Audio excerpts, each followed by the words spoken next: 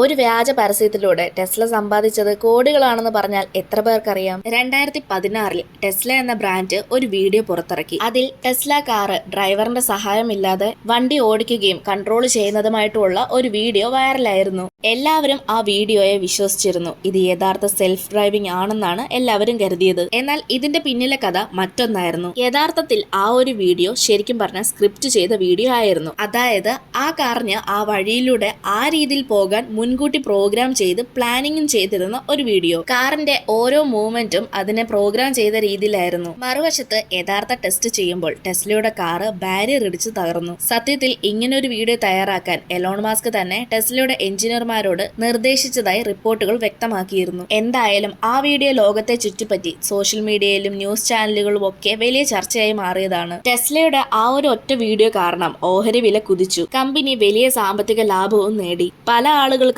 ഇന്നും അതിനെക്കുറിച്ച് അറിയില്ല. ടെസ്ലയുടെ ഈ മാർക്കറ്റിംഗ് രീതിയെ പറ്റി നിങ്ങളുടെ അഭിപ്രായം എന്താണെന്ന് കമന്റ് ചെയ്യും. ഇതുപോലെയുള്ള കൂടുതൽ വീഡിയോസ് കാണാനായി ചാനൽ സബ്സ്ക്രൈബ് ചെയ്യാനും ഇൻസ്റ്റാഗ്രാമിൽ ഫോളോ ചെയ്യാനും മറക്കല്ല്.